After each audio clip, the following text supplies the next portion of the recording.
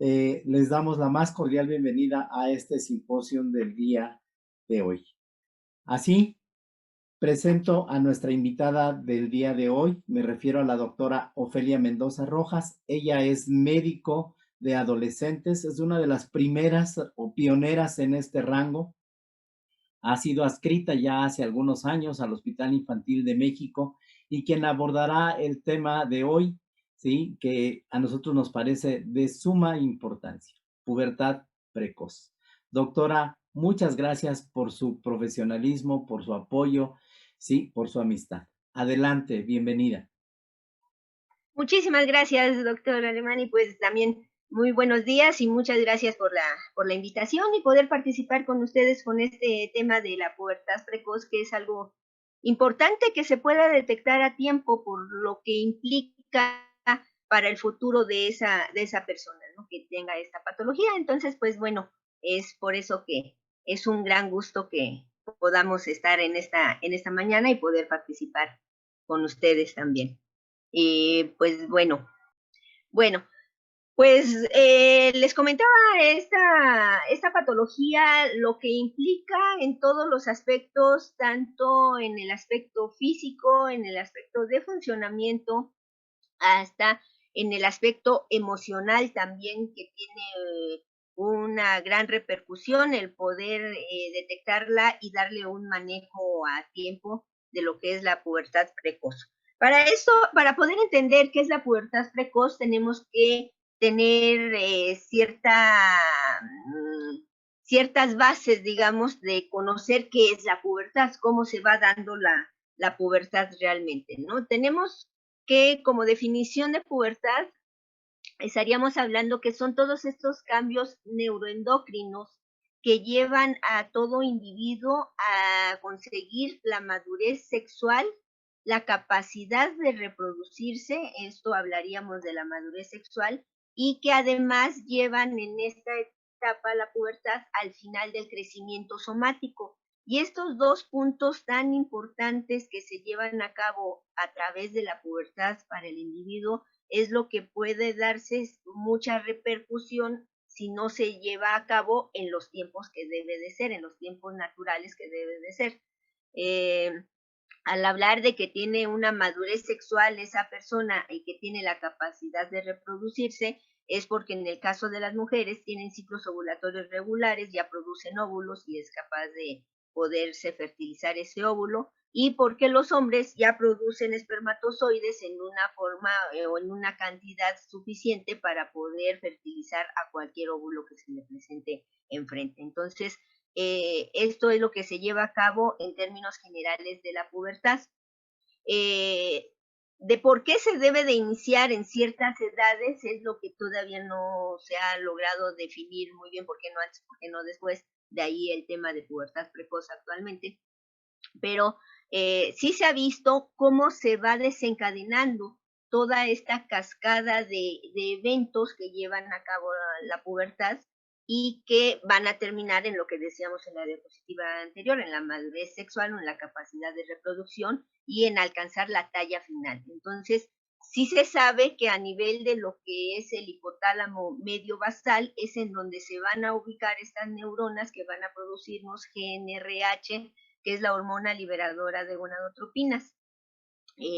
Eso ya se sabe que desde la etapa fetal dan ese viaje, emigran esas neuronas junto con las neuronas olfatorias, van a emigrar y a través del septum nasal llegan finalmente hacia el hipotálamo medio basal, llegan hacia cerebro, ahí se ubican y hasta el momento de las edades fisiológicas de la pubertad es cuando van a empezar a actuar ahora sí completamente. Van a tener en esta etapa de la pubertad, cuando ya se desata, van a existir estimulantes centrales, estimulantes a nivel de cerebro, que van a ser los principales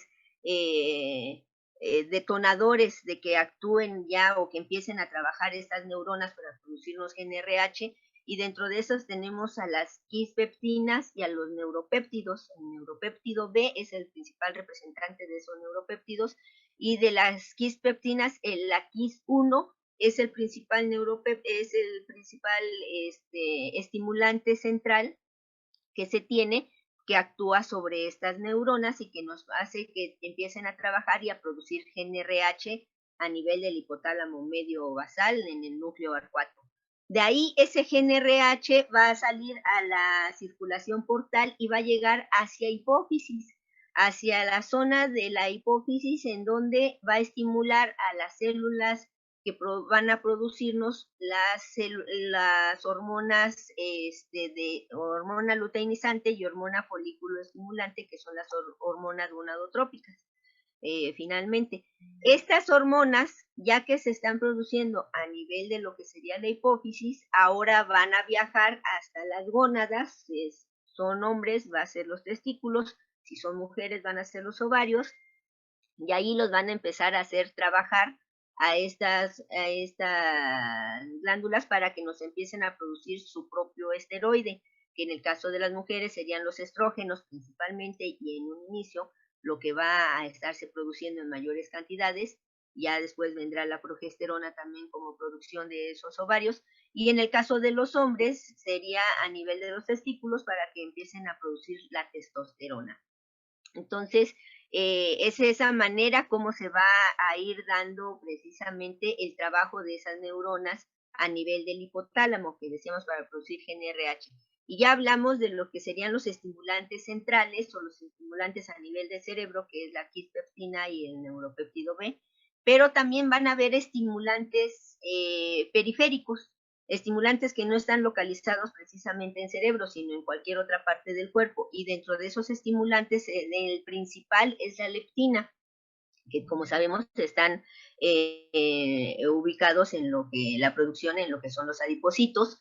La insulina, leptina, grelina a nivel de estómago, insulina a nivel de páncreas, que son los otros estimulantes periféricos que van a hacer que trabajen también esas neuronas produciendo GnRH, y de ahí desencadenarse todos los eventos de la pubertad.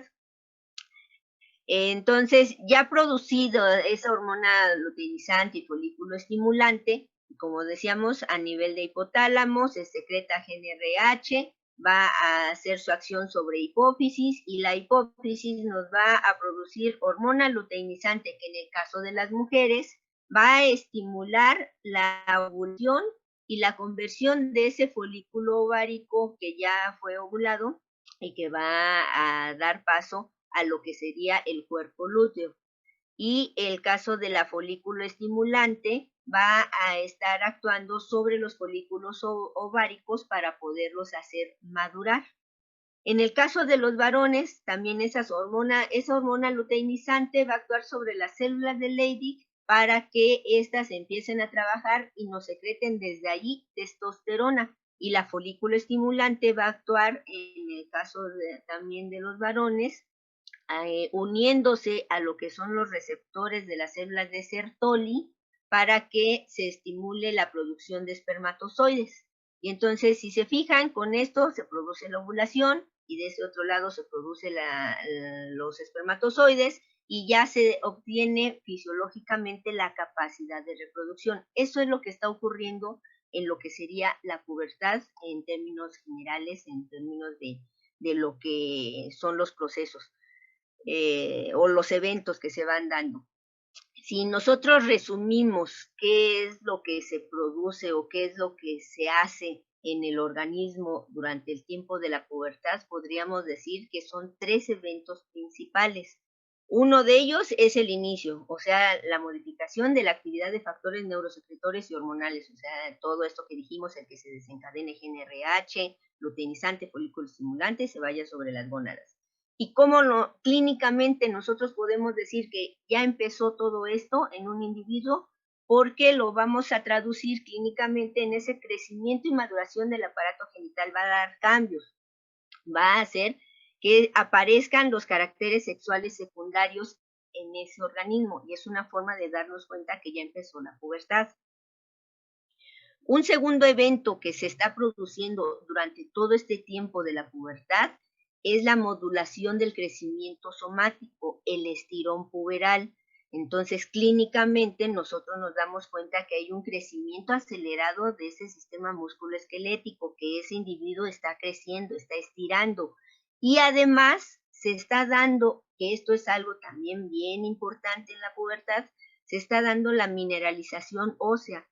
Un mayor porcentaje de mineralización ósea ocurre durante esta etapa de la pubertad. Si bien se viene dando a través de los primeros años de vida, en la niñez, esa mineralización se da en unos porcentajes más bajos y el mayor porcentaje de mineralización ósea se va a dar durante la etapa de la pubertad. De ahí la importancia de alimentación, de ejercicio y de que se produzca la pubertad sobre todo.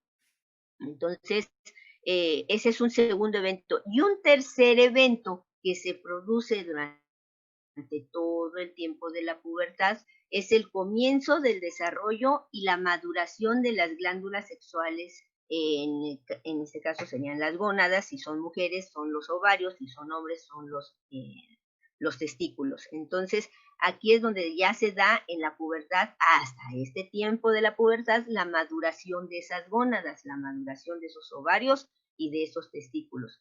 Y clínicamente, ¿cómo vamos a saber que ya maduraron? Porque va a adquirirse ya la capacidad de procreación a través de la ovulación y a través de lo que sería la producción de espermatozoides, que ya están en cantidades, en viabilidad, en movilidad, en vitalidad suficientes para poder procrear o para poder fertilizar a cualquier óvulo. Entonces, habrá que tener presente que en la pubertad ocurren estos tres procesos importantes y que deben de ser en las edades correspondientes o en las edades fisiológicas que deben de ocurrir. De ahí la importancia de poder conocer cuando se está presentando una pubertad precoz. Entonces decíamos, se da el estirón. ¿Cómo se da el estirón para alcanzar esa talla final? Pues ya hablamos que a nivel de cerebro se produce GnRH, después luteinizante, folículo estimulante, y esto se va hacia las gónadas para producirnos principalmente estrógenos y principalmente testosterona, que van a actuar directamente sobre ese huesito para estirar. A su vez está actuando en esta pubertad lo que sería la hormona de crecimiento, y se dan incrementos en esos pulsos de hormona de crecimiento. Se va a actuar sobre hígado, se va a actuar sobre insulina para que nos produzcan lo que es el factor similar al factor de crecimiento similar a la insulina 1, y todo ello va a actuar sobre el huesito para poderlo estirar, para poderlo hacer crecer. Niveles bajos de estrógenos van a causar que ese huesito estire, que ese huesito crezca. Entonces, niveles ya altos o normales, digamos, de una persona que ya va terminando de su pubertad y que ya está la menstruación y que ya tiene niveles suficientes de estrógenos para producir menstruación, va a provocar el cierre o la fusión de esos huesos. De ahí que entonces se acaba el crecimiento. Entonces, niveles bajos de estrógenos. Por eso en las mujeres, cuando empieza la pubertad, empezamos a ver que al mismo tiempo empiezan a estirar, empiezan a crecer, pero porque les anda circulando niveles bajos de estrógenos. Van aumentando esos niveles y pues bueno, va aumentando el crecimiento, pero llega un momento en el que ya esos niveles están en una capacidad de poder dar el cierre de esos huesos y entonces terminar el crecimiento. Y esta capacidad se adquiere generalmente al momento que llega la menstruación. Ya es muy poquito lo que pueda llegar a crecer una mujer después de que vino la primera menstruación, después de la menarca. Aproximadamente los 2 años siguientes durante esos 2 años llegan a crecer unos 5, 6 centímetros cuando mucho, pero de 4 a 6 centímetros sería lo que llegarían a crecer ya esa mujer viniendo la primera menstruación. Entonces, esa ganancia de estatura más o menos tiene un promedio de 3 años en los individuos, sobre todo en las mujeres. En los hombres a veces es un poquito más de tiempo, por eso terminan con una talla mayor los hombres, Las mujeres aumentan durante todo ese tiempo de la pubertad aproximadamente de 20 a 23 centímetros durante todos esos años que dura la pubertad. Entonces, imagínense, si alguien empieza en promedio de estatura, una niña o un niño de 4 años son 100 centímetros. Si ahí comenzara la pubertad, para la cantidad que va a crecer, estamos hablando que al final de cuentas va a tener unos 120 centímetros, 125, alrededor de esa talla. Sería una talla muy baja finalmente, ¿no? Los hombres aumentan de 24 a 27 centímetros durante todo el tiempo de la pubertad y se da un mayor incremento de esa talla generalmente cuando se está en el segundo año de haber iniciado la pubertad. ¿Cómo es la secuencia normal que vamos a estar observando de pubertad en los hombres y en las mujeres? Pues bueno, en las mujeres el primer dato de pubertad que vamos a encontrar es la telarca, el crecimiento de las glándulas mamarias. Luego viene la pubarca más o menos 6 meses a un año después aproximadamente puede venir la pubarca.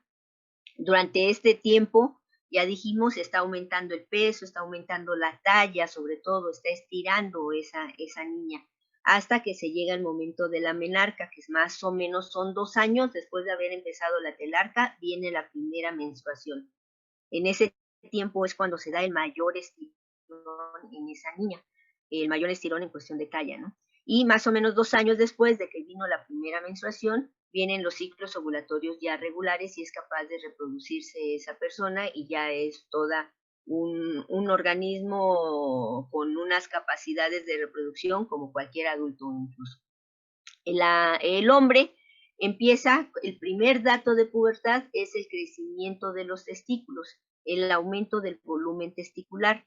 Después viene lo que sería la pubarca, los cambios en voz, las poluciones nocturnas, también llamados sueños húmedos, esos ensayos, digamos, que está haciendo ese cuerpo de estar dando eyaculaciones en esos momentos generalmente del sueño.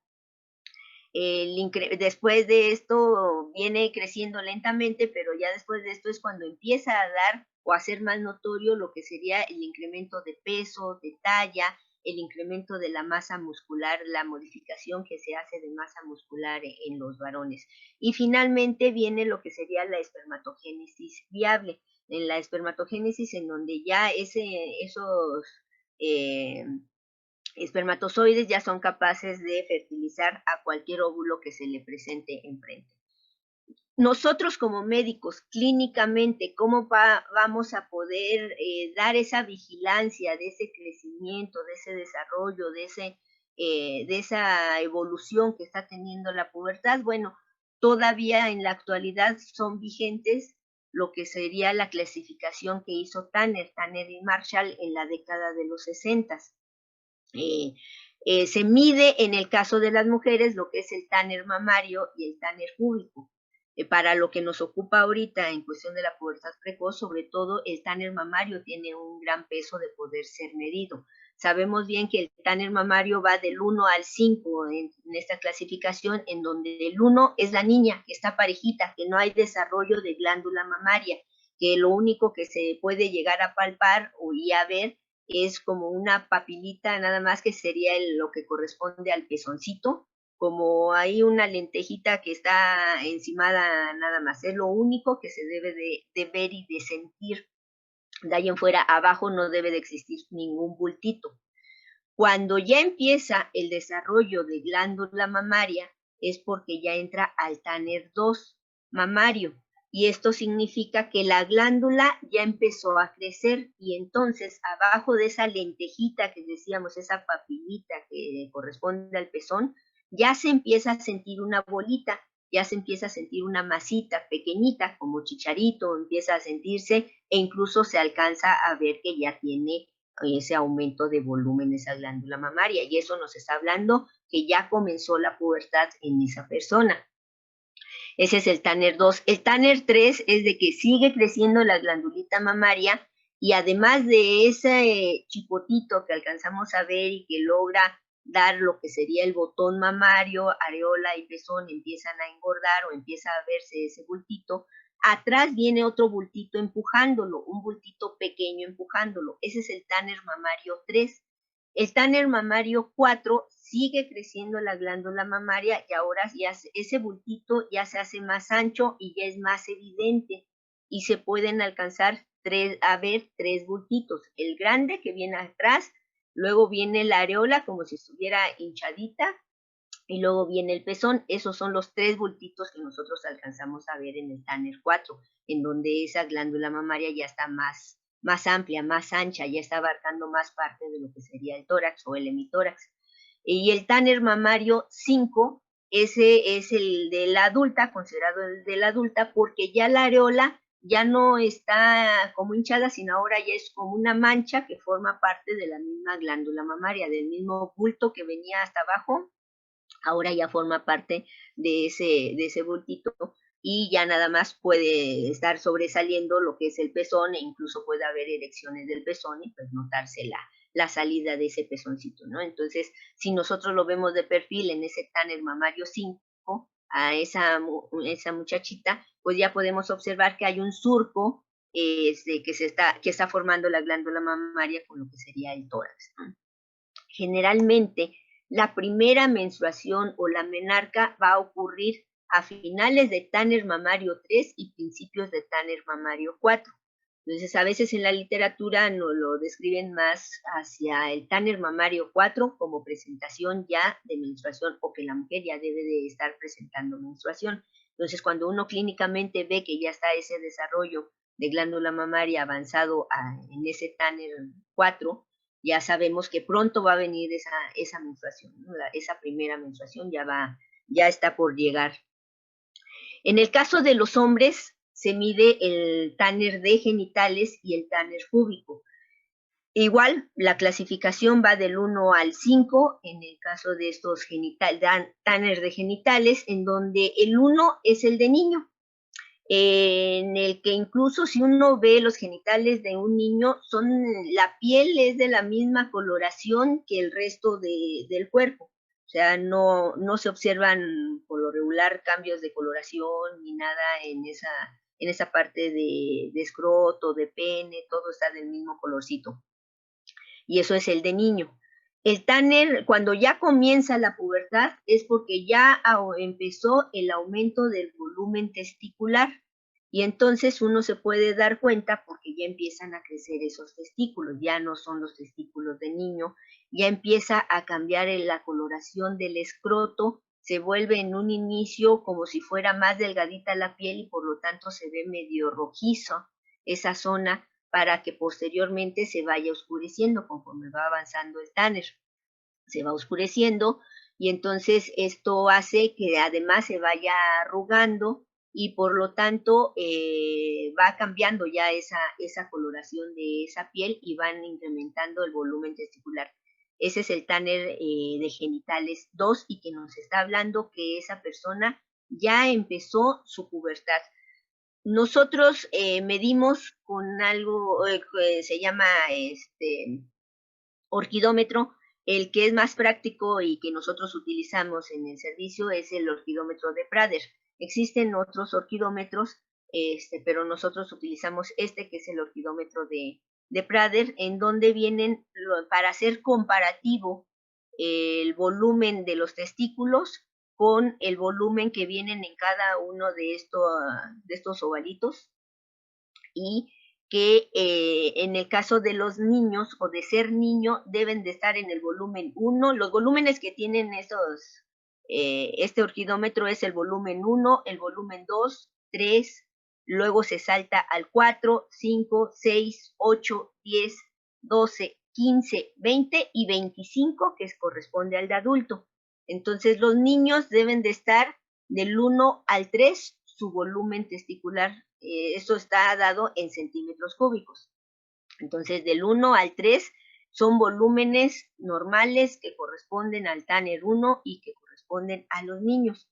Cuando ya empezó el desarrollo de pubertad, estamos hablando que ese volumen testicular alcanzó ya los 4 centímetros cúbicos y de ahí va a partir para seguir aumentando su volumen en centímetros cúbicos y que lo podemos comparar con este orquidómetro.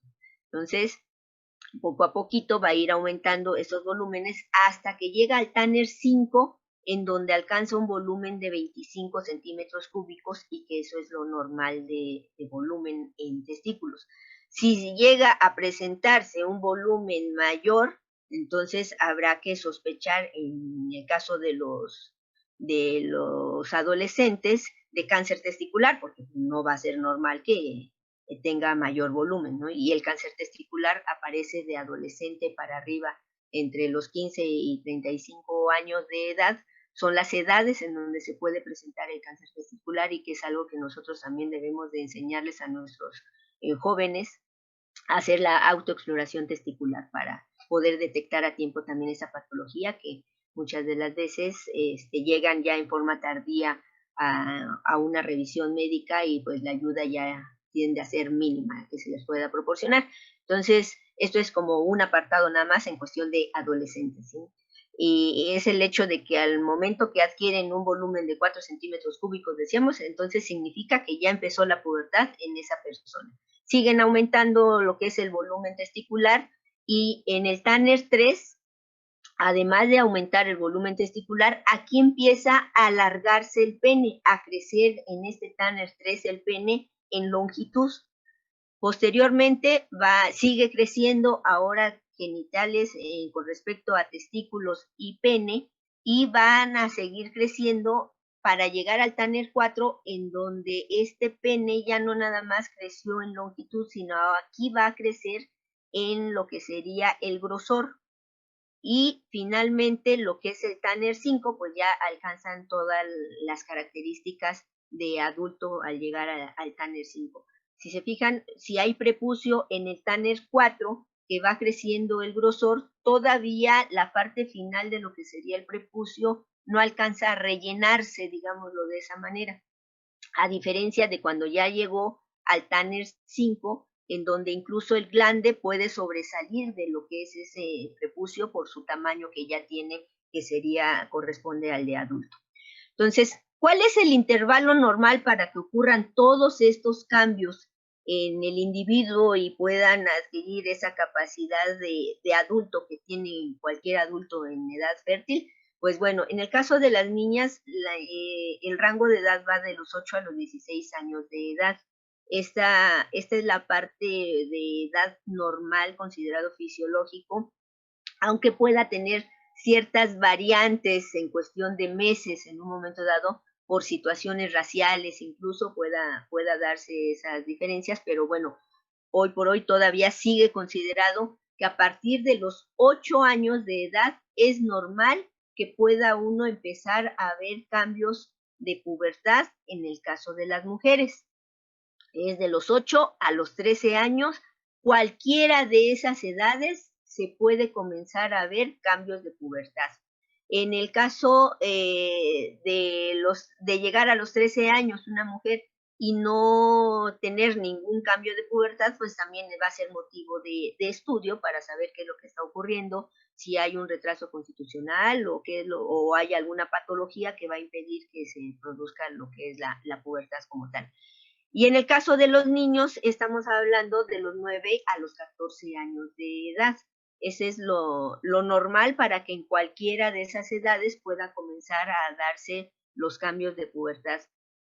Y entonces, de ahí que ahora sí, entrando a nuestro tema de lo que sería la pubertad precoz, ya vimos cuáles son el rango de edad, cómo se da, cómo se inicia la pubertad, qué es lo que lo inicia, y cómo se van dando esos eventos y cuál es la importancia de que sí se presente la pubertad en los individuos, pero en el rango de edad normal. Entonces, es el hecho de que todo dato de pubertad que nosotros observemos antes de los 8 años de edad de las niñas, habrá que considerar una pubertad precoz o el estudio de una pubertad precoz. Antes de los 9 años de edad, todo dato de pubertad en los niños, pues también hay que comenzar a estudiar una pubertad precoz. Entonces, debido a esto, nuestra definición para considerar pubertad precoz, estamos hablando que significa el inicio de caracteres sexuales secundarios antes de los 8 años en niñas y antes de los 9 años en niños. Y ya vimos cuáles serían las características que pudieran estar presentando. Sabemos bien que en las niñas se va a presentar el desarrollo mamario progresivo antes de los 8 años de edad y se acompaña generalmente del incremento de la velocidad de crecimiento y de la maduración esquelética, que son los puntos principales que están ocurriendo en la pubertad. Y en los niños se presenta el desarrollo progresivo de testículos y de pene acompañado del incremento de la velocidad de crecimiento, de la maduración esquelética y todo esto contemplado si hablamos de niños antes de los 9 años de edad. Y ya vimos también cuál es la secuencia que va llevando la pubertad. Pero habrá que ver que para la pubertad precoz existe una clasificación y vamos a hablar en general de dos tipos de pubertad precoz. Una que es la pubertad precoz central, también llamada pubertad precoz verdadera y central porque está relacionado a que el inicio empieza acá arriba en cerebro. Ya sabemos que ahí empieza la pubertad, ¿no? Dentro de lo que vimos ahorita de dónde se inicia en las neuronas que producen GNRH. Entonces, es la pubertad precoz central verdadera, también llamada, o dependiente del factor liberador hipotalámico de gonadotropinas, o sea, dependiente de GNRH. Y esta es producida porque se activa en forma prematura en edades que no le corresponden todavía, pero se activa el eje hipotálamo hipófisis gónada, lo que acabamos de ver, lo que es la pubertad. Y existe la pubertad precoz periférica. Esa pubertad precoz periférica no está en el inicio en lo que es el cerebro, sino que está en otro sitio. Y aquí estamos hablando de las gónadas, ese inicio. Entonces, por eso se le llama pseudopubertad precoz o independiente de GNRH, porque no está dependiendo de la producción o del trabajo de las neuronas que producen GNRH aquí arriba en el cerebro. Y ella es originada por actividad gonadal autónoma, o sea, por sí solas casi empezaron a actuar los ovarios o los testículos y por lo tanto no es dependiente de GNRH o de gonadotropinas hipofisiarias. Y un tercer punto que habrá que considerar dentro de lo que es la pubertad precoz es el desarrollo sexual incompleto, que se le llama, o variantes de la pubertad, en donde podemos encontrarnos en forma aislada y como único dato pubertad, telarca o pubarca, que finalmente no está dado porque ya se desató precisamente la pubertad en ellos, sino que en forma aislada por otras causas se puede dar ese crecimiento de la glandulita mamaria o se puede dar la aparición de vello en zona de genitales. Entonces, en sí, la pubertad precoz podemos decir que consideramos en su clasificación a la pubertad precoz central o verdadera o dependiente de GNRH y la pubertad precoz periférica o pseudopubertad o no dependiente de GNRH. Entonces, hablando de esto, de la pubertad precoz, la pubertad central, que es porque se activó el eje hipotálamo, hipófisis, gónada y nos está produciendo GNRH, esa es la mayoría de las veces que encontramos pubertad precoz en un niño o niña, está dado más ese porcentaje de ser pubertad precoz central, hasta un 95% nos marca en ocasiones la literatura que si encontramos pubertad precoz es una pubertad precoz central y un bajo porcentaje de encontrar pubertad precoz o algún dato de pubertad precoz, estaríamos hablando de la periférica o de la pseudopubertad, en donde esta es independiente porque no está estimulado el eje hipotálamo, hipófisis, gónada, y por lo tanto no es dependiente de GnRH, ¿sí? Y que está dado generalmente por actividad de gónadas, porque los ovarios nos están produciendo estrógenos o porque los testículos nos están produciendo por alguna causa testosterona. Por eso se empezó a ver datos clínicos de pubertad en esa persona, pero es un porcentaje más bajo el que ocurre que sea una pubertad precoz periférica. Entonces, en esta clasificación empezaremos a hablar de la pubertad precoz central o pubertad precoz verdadera o pubertad precoz dependiente de GnRH y que es dependiente del eje hipotálamo, hipófisis, gónada. Se considera que se presenta aproximadamente de 1 a 5,000 hasta 10,000 niños que pueden llegar a presentar este tipo de pubertad. Es más frecuente que se presente en mujeres que en varones en una relación de 20:1.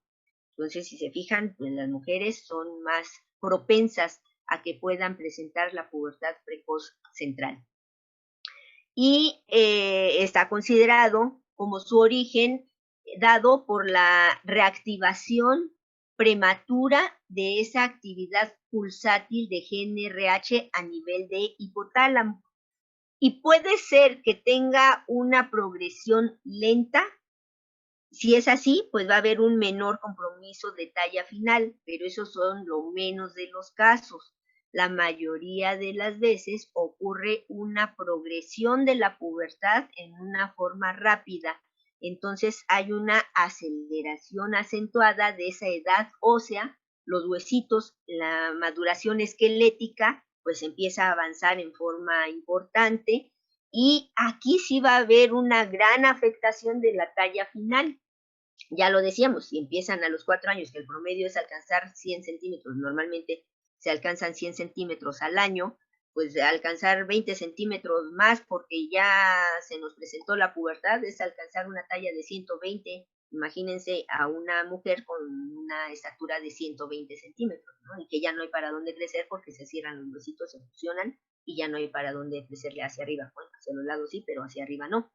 Entonces, esto es la mayoría de las veces lo que ocurre una progresión rápida.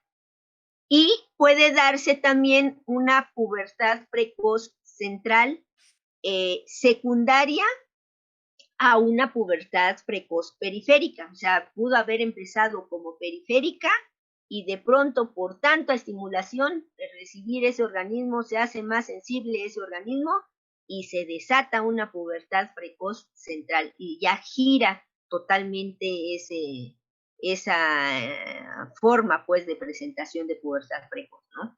Y es esa exposición prolongada a niveles elevados de esteroides gonadales, lo que pueda desatar a la activación de la pubertad precoz central. Entonces, esas son las razones, digamos, por las que se puede presentar esa pubertad precoz verdadera. Y podemos encontrarnos que la pubertad precoz verdadera o central puede tener por alguna afectación al sistema nervioso central o sin que esté afectado sistema nervioso central. Y que si no hay afectación al sistema nervioso central y como que porque sí, por naturaleza nada más de ese organismo comenzó a activarse por sí solo ese eje hipotálamo, hipófisis, gónada, entonces estamos hablando de una pubertad precoz central idiopática, que también es la mayoría de las veces lo que ocurre en las mujeres. Ya dijimos que las mujeres son las que predominan en este tipo de pubertad. Entonces, hasta un 90% de los casos de mujeres que presentan pubertad precoz central es idiopático. No se encuentra la causa que originó esa pubertad precoz. También se habla que no hay afectación al sistema nervioso central y se presenta esta pubertad en edades menores a 8 años en el caso de las mujeres, por causas genéticas, que porque existen mutaciones a nivel de las quispeptinas o del GPR54, que son parte de los estimulantes centrales que van a hacer que trabajen las neuronas que producen GnRH. Entonces, también existen causas genéticas, son las menos de las veces que existan mutaciones. O secundaria a una pubertad precoz periférica, que ya lo habíamos hablado también, ¿no? Entonces, y aquí pues no hay una afectación al sistema nervioso central. Cuando sí existe afectación en sistema nervioso central, entonces decimos que es una pubertad precoz central o verdadera neurogénica, pero este es los menos de los casos. Y si es neurogénica es porque está afectando el sistema nervioso central, y dentro de las principales patologías que nos pueden afectar ahí y que nos pueden desatar la pubertad precoz, tenemos a los amartomas hipotalámicos, a las anomalías congénitas, como puede ser una hidrocefalia, puede ser un quiste ya sea supracelular o aracnoideo, un mielomeningocele, malformaciones vasculares a esos niveles que nos puedan estar produciendo afección al sistema nervioso central. Pueden ser tumores, como son los astrocitomas, los gliomas ópticos, los ependimomas, los pinealomas, los craneofaringiomas, germinomas o incluso la neurofibromatosis. Eh, Hay veces que nosotros podemos ver a los pacientes con neurofibromatosis, que son las manchas café con leche, que deben de cumplir cierto criterio de tamaño, de número para considerarlo neurofibromatosis, pero es parte de la vigilancia que debe uno de tener con todo niño que es diagnosticado como neurofibromatosis. En esas etapas prepuberales es algo de lo que también tenemos que estar vigilando, que no se le desate una pubertad precoz central porque exista alguna tumoración a esos niveles cerebrales. También pueden ser en aquellos que son adquiridos, afección al sistema nervioso central, como pueden ser las infecciones o las inflamaciones que se producen debido a encefalitis, a meningitis, a abscesos cerebrales, a tuberculosis, a granulomas, tuberculosis a esos niveles, pues, en el sistema nervioso central. Secundarios a traumatismos cerebrales, a aquellos que están en tratamiento, niños que están en tratamiento, niños o niñas, pues, que están en tratamiento de oncológicos y que necesitan recibir radioterapias o quimioterapias, también ellos pueden tener afección al sistema nervioso central y también pueden desatar una pubertad precoz central. Tuberosis esclerosa o exposición prolongada a esteroides sexuales, como es el caso de la pubertad precoz periférica, que están produciendo esteroides sexuales, y pues bueno, esa exposición prolongada y de altos contenidos de esteroide sexual, pues bueno, puede desatar una pubertad precoz verdadera. ¿Cómo podemos diagnosticarlo? A través de un interrogatorio exhaustivo, de un examen físico completo. Al decir completo, incluye todo el organismo hasta los genitales. Entonces, tenemos que revisar forzosamente genitales. Por eso habrá que hacer empatía y todo con los pacientitos para que permitan una buena revisión. Y nosotros como médicos estar acostumbrados en los niños y en las niñas, pues siempre revisar también genitales. Y estudios de laboratorio y gabinete también específicos que podríamos estar solicitando para poder complementar nuestro diagnóstico. En el caso del interrogatorio, habrá que conocer cómo es la historia familiar de desarrollo puberal o de presentación de pubertad. Descartar que haya contacto con estrógenos exógenos, con cremas, tónicos capilares. Muchas veces las mujeres optan por echarle anticonceptivo, pastillas anticonceptivas y cosas así a los champús, por ejemplo, para el cabello. Y pues bueno, finalmente va a haber una absorción, en el caso de los niños, va a haber una absorción de estas hormonas que está teniendo el contacto a través de estos productos. Ingestión accidental de hormonas, alimentación con productos contaminados con estrógenos o con fitoestrógenos, que predominan los fitoestrógenos, por ejemplo, la soya. Entonces, todo esto tenemos que hacer o saber en el interrogatorio con estos pacientes que están presentando algún dato de pubertad en el momento que lo llevan o que nosotros lo estamos revisando. Antecedentes de enfermedades u otros eventos que pudieron haber afectado el sistema nervioso central. Ya vimos que hay un porcentaje bajo, pero con afectación al sistema nervioso central puede desatar este tipo de pubertad precoz. El examen físico, desde luego tenemos que valorar cuál es el desarrollo de Tanner mamario que tiene. Lo ideal, que si es una niña, lógico que debe de tener un desarrollo mamario de Tanner 1, el de niña, que está planita. Si ya lo vemos en estas edades menores de 8 años con un Tanner mamario 2, pues habrá que ver qué tan cercano a los 8 años está o qué tan alejada de los 8 años está como para que ya esté presentando un Tanner mamario 2. En el caso de los varones, habrá que ver ese volumen testicular y lo ideal pues es medirlo o hacerlo comparativo, pues esa medición con el orquidómetro de Prader para ver si ya está en 4 centímetros cúbicos ese testículo, entonces ya está en un Tanner testicular o Tanner de genitales 2 y eso habla que ya empezó la pubertad en ellos. La vulva, vamos a tener ciertas características de la vulva cuando ya tiene acción estrogénica. Las niñas que no tienen acción estrogénica, hay atrofia de ese tejido, de esa zona. La vulva tiende a ser pálida,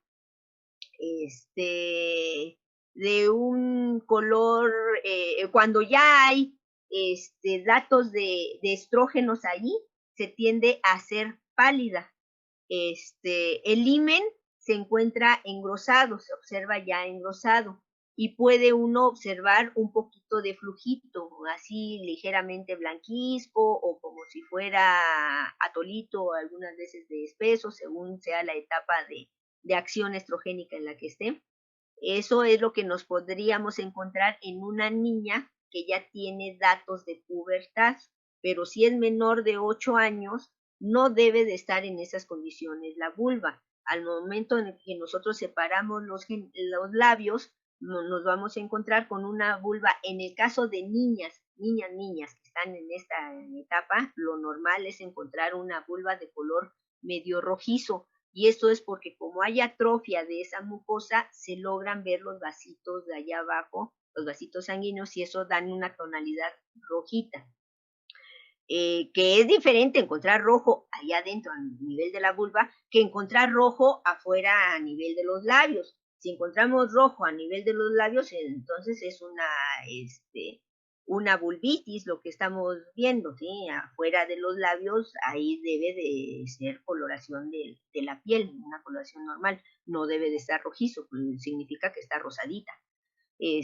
Bueno, en el caso de las niñas, lo normal, decíamos, es encontrar una vulva de color ligeramente rojito porque se alcanzan a ver esos vasitos y dan esa coloración roja. La niña debe de ser seca. Al momento que nosotros separamos los labios, esa mucosa debe de estar seca, no debe de estar húmeda.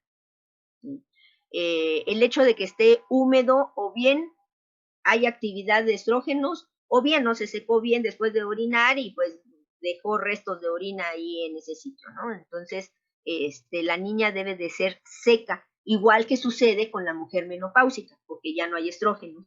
Entonces, eso vuelve seco toda esa zona. En el caso de la pubertad precoz, decíamos, nos tenemos que encontrar una vulva con acción estrogénica, que entonces es pálida, el himen está engrosado y que pueda haber hasta flujito también y que podemos encontrar húmeda esa zona por la acción de los estrógenos. Podemos encontrarnos vello púbico porque sigue avanzando la pubertad y pues ya sabemos que se desarrolla el vello púbico también. Encontramos aceleración de la velocidad del crecimiento. Normalmente en etapa de niñez van a estar creciendo aproximadamente de los 4 años en adelante, pues un promedio de 5 centímetros de 4 a 6 centímetros al año es lo que deben de crecer los niños, hasta que se llega el momento de la pubertad en donde se incrementa la velocidad de crecimiento hacia 8 o 9 centímetros al año. Si nosotros nos encontramos que es en etapa de niñas menores de 8 años y que está en una velocidad de crecimiento de 8 a 9 centímetros o 10 centímetros al año, esto ya no es normal, entonces habrá que también estudiarlo. Hay aumento del índice de masa corporal, hay presencia incluso de menstruaciones, hay veces que lo llevan en una forma tardía y pues ya está la menstruación, ya está presente, ya hubo menarca. Y puede haber alteraciones neurológicas, aunque eso no es lo obligado o lo común, pero pues puede haber cefaleas, convulsiones, dependiendo de la etiología que esté causando a nivel del sistema nervioso central. Si por ahí está el origen de esa pubertad precoz, pues bueno, nos podemos encontrar datos de esa naturaleza que den alteración neurológica. Además, ¿con qué nos vamos a apoyar ante esa sospecha si nos llega un paciente de esa naturaleza, hombre o mujer? Hablo más de las mujeres porque dijimos es más común que ocurra en las mujeres, ¿no? Pero bueno, también puede ser un niño que nos llegue con esas características.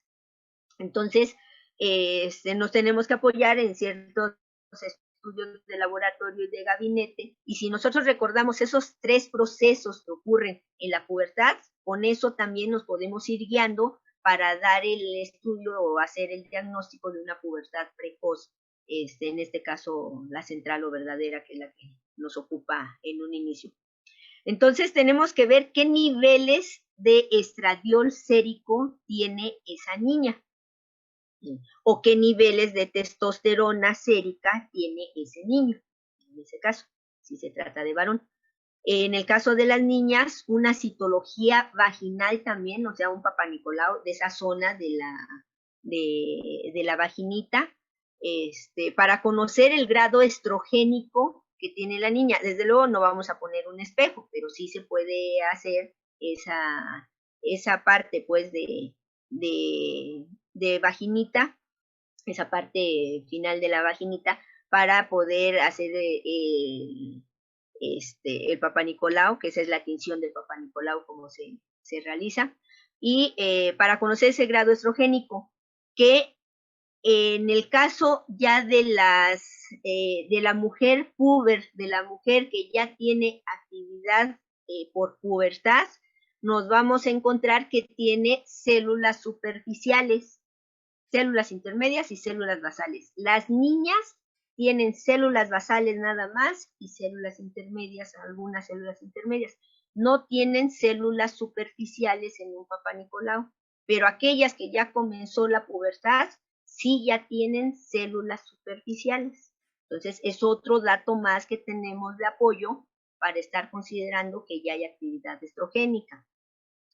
Las determinaciones de hormona luteinizante y hormona folículo estimulante es otro dato más que nosotros podemos completar para saber que ya están en niveles. Si normalmente debemos de tener niveles de luteinizante y folículo estimulante en la niña, pero en niveles bajos, cuando ya están en niveles normales de una mujer que ya tiene actividad estrogénica, pues se van a incrementar eso, esta luteinizante y esta folículo estimulante.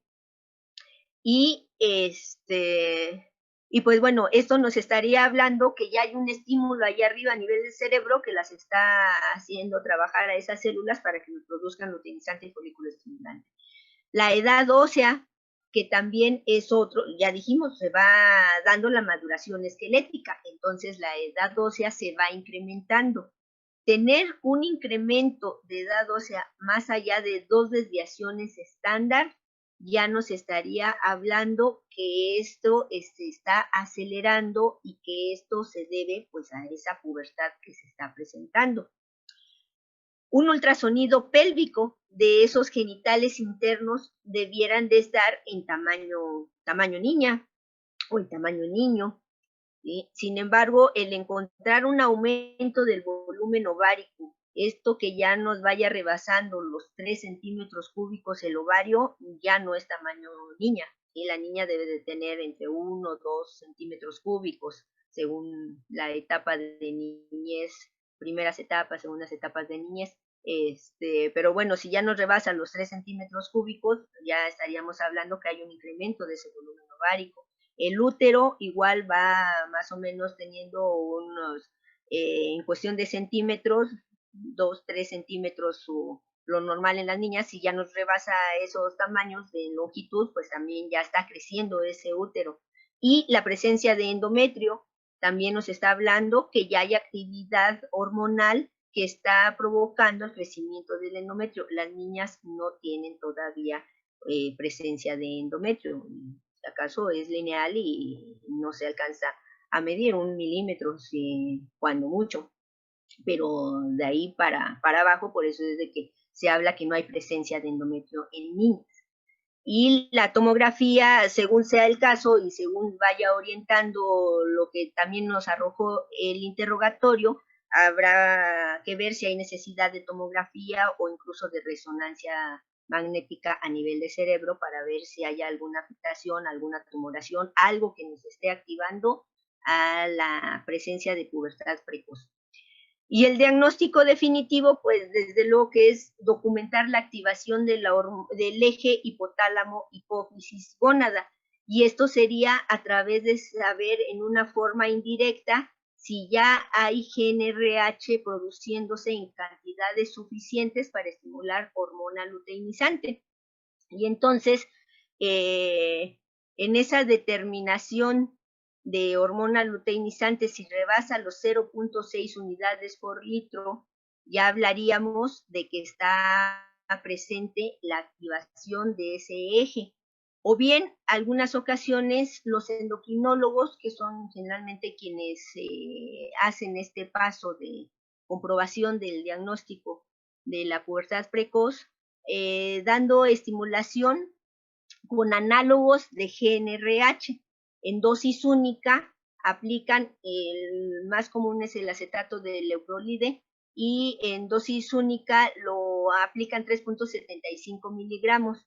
Y se habla que después se va a medir lo que es la hormona luteinizante sérica, y se habla que es positiva si rebasa las 5 unidades por litro a las 2 horas de haberse aplicado la dosis única del análogo de GnRH, ¿no? Entonces ya nos dice que sí, efectivamente, ya está trabajando ese organismo en la activación del eje hipotálamo-hipófisis-gónada, y entonces es una pubertad precoz central lo que está ocurriendo. Entonces, ya que se tiene diagnosticado, pues entonces se tendrá que dar el tratamiento. Y dentro del tratamiento, sus objetivos principales para dar un tratamiento a una pubertad precoz verdadera es, en primer lugar, detener el desarrollo de caracteres sexuales secundarios, porque ya sabemos que si no, se nos va a desatar toda la pubertad. El obtener el cese de menstruaciones, si ya existieran, como dijimos en algunas ocasiones, lo llevan cuando ya está la menstruación, la primera menstruación, y cuando está muy chiquita. Es obtener el cese de menstruaciones, si es que fuera el caso que ya existieran. Frenar la maduración esquelética, porque si no, esos huesitos se empieza a acelerar el crecimiento y va a llegar el momento de la fusión prematura de esos huesitos y va a ser una talla final muy corta, y entonces el otro objetivo sería mejorar la talla final al momento que frenamos la maduración esquelética. ¿Qué se usa para esos casos? Entonces, como es la producción de GnRH la que ya se está dando, se trata de dar análogos del GnRH para que vayan y esos análogos ocupen esos receptores del GnRH y no tenga acción ya GnRH y no tenga oportunidad de unirse a esos receptores. Entonces, esos análogos del GnRH tienen mayor afinidad por el receptor. Hay alteración al dar esos análogos, se altera la transcripción genética que codifica la síntesis de gonadotropinas para tratar de frenar la producción de GnRH. Inhibe, por lo tanto, ya no hay GnRH verdadero, digamos, que esté estimulando a hipófisis, entonces se inhibe la secreción de luteinizante y folículo estimulante. Disminuye, por lo tanto, la secreción de estrógenos por parte del ovario, porque ya no le está llegando la información de acá arriba a ese ovario de que trabaja, o a esos testículos de que trabaja, ¿no? Entonces, disminuye la secreción de estrógenos o de testosterona por parte del ovario o del testículo. Y pues dentro de los comunes que se utilizan actualmente, esos análogos, está el leprolide y la triptorelina, dentro de los más comunes. Esos análogos de GNRH tienen diversas presentaciones, desde 3.75, 7.5, 11.25 miligramos, que se pueden dar al mes, a los 2 meses o a los cada 3 meses. La triptorelina igual tiene sus presentaciones de 3.75 y de 11.25 miligramos para darse al mes o cada 3 meses. Y es mantener en vigilancia a ese paciente para que a los 3 meses poder evaluar si ya hay supresión de ese eje hipotálamo hipófisis gónada a través de que se frenó y se empiezan a inhibir o empieza a retroceder el desarrollo de caracteres sexuales secundarios, haciendo determinación de hormona luteinizante basal y posestimulación, en donde ese incremento se da de la basal menor a 0.6 unidades por litro, tendría que ser, y posestimulación también que sea menor a 6.6 unidades por litro. Si lo encontramos en mayor a 0.6 o mayor a 6.6, significa que todavía no se está inhibiendo y entonces habrá que modificar la dosis incluso o poder hacer cambios de los análogos, del análogo que se está utilizando. Y así se va a tener que mantener por años en algunas ocasiones esta persona, dependiendo en qué edad nos lo pescamos, que tiene o que inició esa pubertad precoz central. Entonces se va a mantener así. ¿Y cuándo lo vamos a suspender ese análogo de GNRH? Pues bueno, hasta que tenga edad y características personales esa paciente que le van a permitir completar su desarrollo puberal satisfactoriamente, o empezar pues ahora sí su pubertad, porque ya está en los tiempos que sí debe de empezar la pubertad normal. Y que nosotros también tengamos esa parte del pronóstico de una talla adulta en el momento de la suspensión, de un buen pronóstico de esa talla adulta.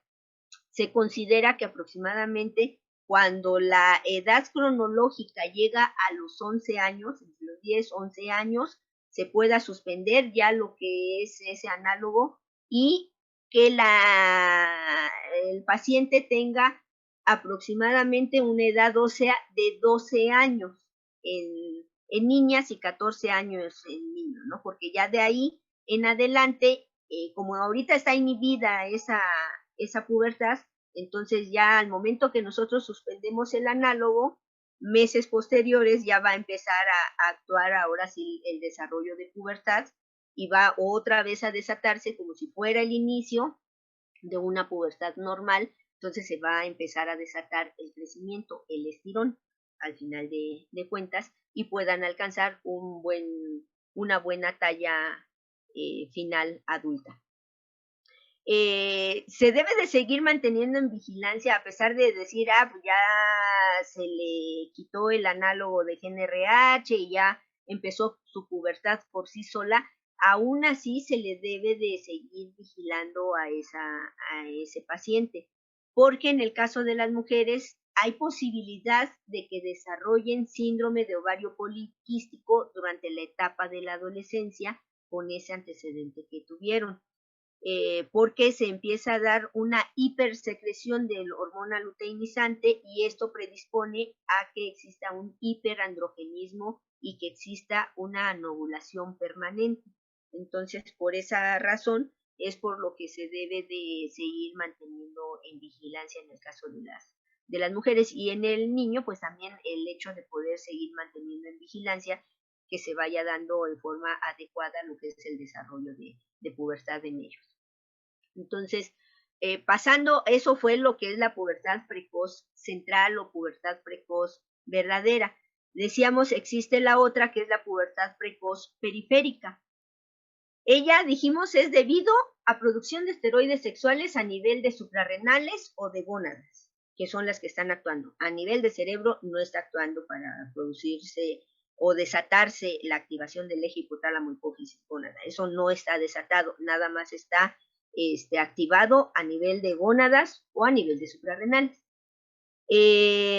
Existen dos síndromes en donde es forma parte pues de su presentación del síndrome la pubertad precoz, pero es una pseudo pubertad precoz, como es el síndrome de McCune-Aldrich o la pubertad precoz familiar en varones. Y son patologías que forma parte de su cuadro, pues, de su cuadro clínico, en la pubertad precoz, la pseudo pubertad precoz. En niñas, esta pubertad precoz periférica, su origen, el origen ovárico, digamos, es raro, alrededor del 2% de los casos, de que por sí solo ese ovario empezó a trabajar. Generalmente hay algunas cosas que lo hacen que empiece a trabajar ese ovario, no el eje, pero sí hay algunas ciertas condiciones que hace que empiece a trabajar ese ovario, ¿no? Y para que por sí solo nada más el puro ovario esté trabajando, es alrededor del 2% de los casos. Los tumores son derivados y dentro de esto lo más común que por sí solo empieza a trabajar son los tumores de ovarios, y de esos tumores de ovarios son los que están derivados de la granulosa o de la teca, que es las partes que conforman al ovario. Entonces, como causas de pubertad precoz periférica nos podemos encontrar, ya dijimos, suprarrenales, que pueden ser tumores virilizantes o feminizantes, que están ubicados aquí en suprarrenales, o bien por una hiperplasia adrenal congénita de presentación tardía. Causas por los testículos también, causas testiculares, como pueden ser tumores ahí mismo, tumores de células de Leydig, o la testotoxicosis, que es lo que mencionábamos anteriormente, que es lo que es la pubertad precoz familiar en varones, también llamada testotoxicosis. Las causas ováricas, como puede ser una hiperfunción ovárica aislada, sin ninguna otra causa, pues, que sería idiopática, tumores de células de la granulosa juvenil o tumores de células de la teca granulosa.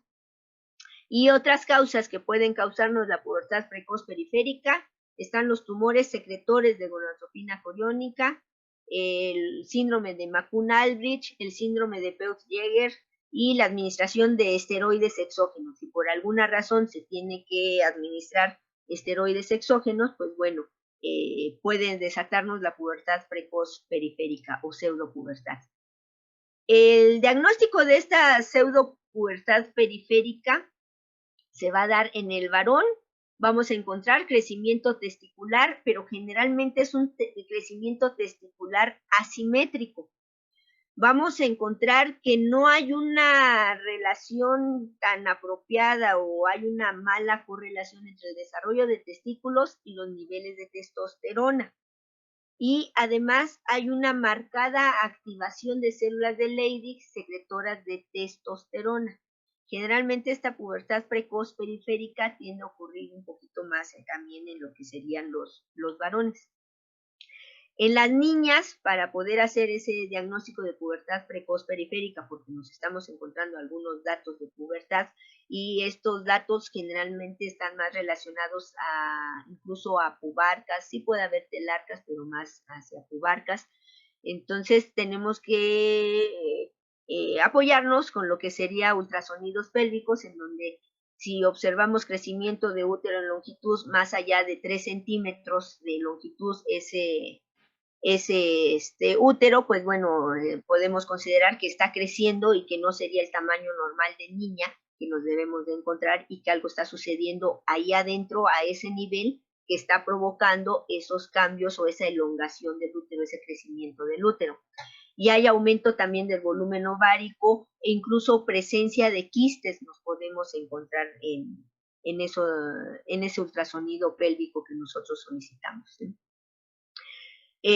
Hay que evaluar, como toda pubertad precoz periférica, habrá que hacer diagnóstico diferencial de una pubertad precoz central o verdadera. Entonces tenemos que evaluar la edad ósea.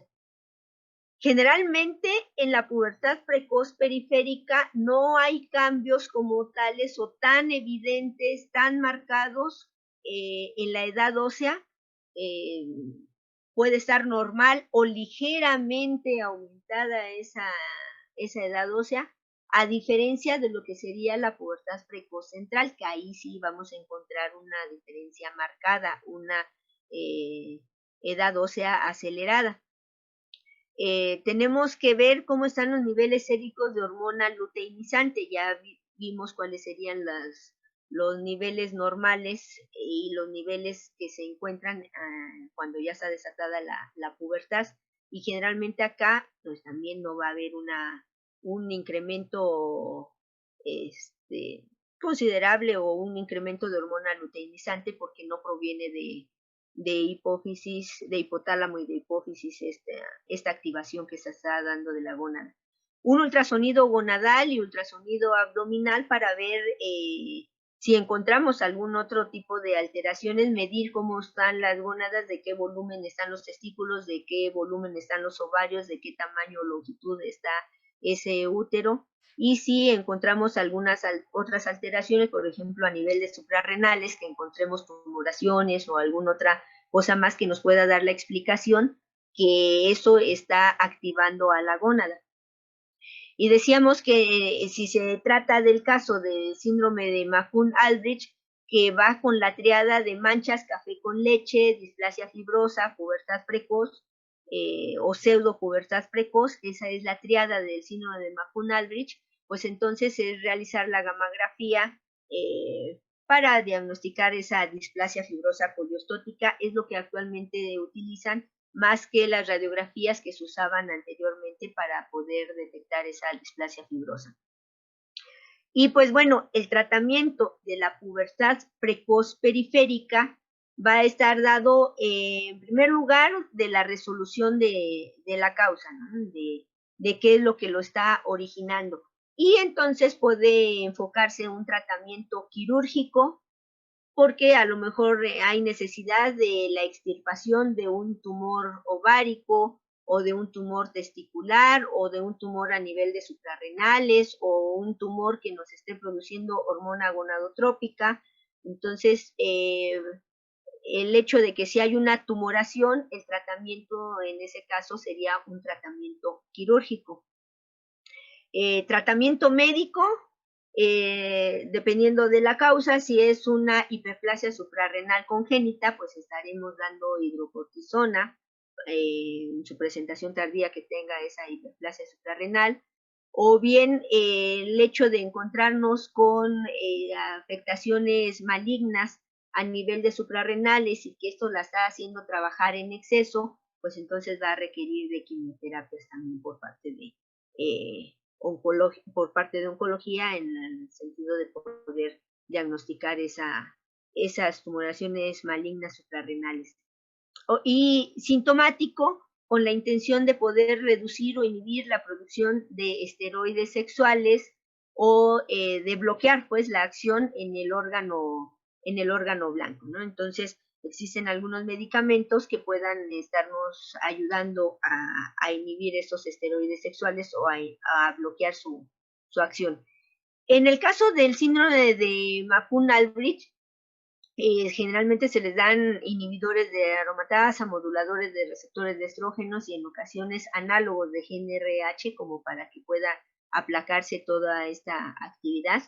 Y en el caso de la pubertad precoz familiar, que es la testotoxicosis, se dan inhibidores de síntesis de andrógenos e inhibidores de síntesis de estrógenos, según sea el caso de hombre o de la cantidad de testosterona que está produciendo. Incluso tamoxifeno, por ejemplo, que inhibe la síntesis de estrógenos, llegan a darles a este tipo de pacientes, a los varones, en este tipo de padecimiento. Y decíamos que existen variantes de la pubertad que sí estamos obligados a descartar una pubertad precoz, pero que al final de cuentas encontramos todo normal, todo de acuerdo a la edad del niño o de la niña, y lo único que nos llega a presentar características, por ejemplo, en la telarca prematura del crecimiento de la glándula mamaria, ¿no? Como único dato, y que no existe ningún otro dato más agregado, a pesar de haber buscado, pues, no existe ningún otro dato agregado de de pubertad. Entonces, está considerado como una telarca prematura idiopática, y que se llamaría eso telarca prematura a ese desarrollo de la glándula mamaria en niñas menores de 8 años sin otro dato de pubertad. Generalmente tiende a aparecer antes de los 4 años de edad en las niñas, y es más frecuente que aparezca entre los 6 y los 24 meses de vida, es decir, entre los 6 meses y los 2 años de edad.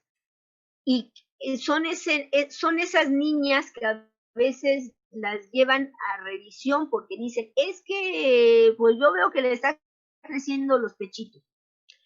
Y nosotros al momento de revisarlos, pues sí, le encuentra uno ese crecimiento de pechitos, e incluso se puede llegar a sentir la glandulita, así como dijimos, de que va en el Tanner 2, que va creciendo y que se siente abajo, esa bolita abajo de lo que es el pezón y la areola, esa bolita que va creciendo, que es la glandulita que va creciendo. Puede haber dolor incluso a la hora de oprimir porque está dando ese crecimiento de la glandulita. En la exploración física nos podemos encontrar eso.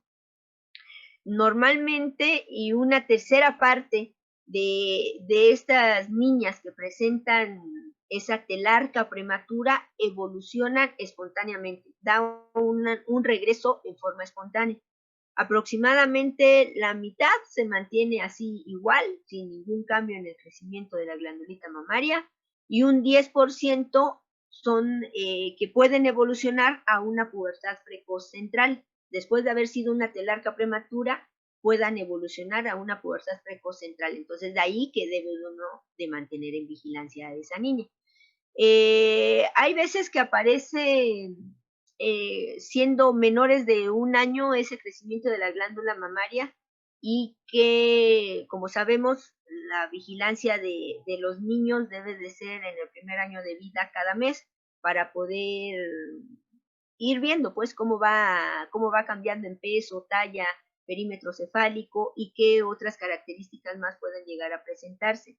Generalmente ocurre que el paso de esas hormonas que se dieron durante el tiempo del nacimiento de la mamá hacia la niña, y que existe una mini pubertad subclínica en todos los recién nacidos, puedan estar dando paso en un momento dado al crecimiento de la glándula mamaria, que ese tejido sea más sensible a esos niveles bajos que se van produciendo conforme avanza la edad en el primer año de vida, de esteroides, de estrógeno sobre todo. Puede ser que algunos organismos sean más sensibles aún a esos niveles bajos y de ese crecimiento de la glandulita mamaria, y esos son los que van a dar esa involución en unos meses posteriores.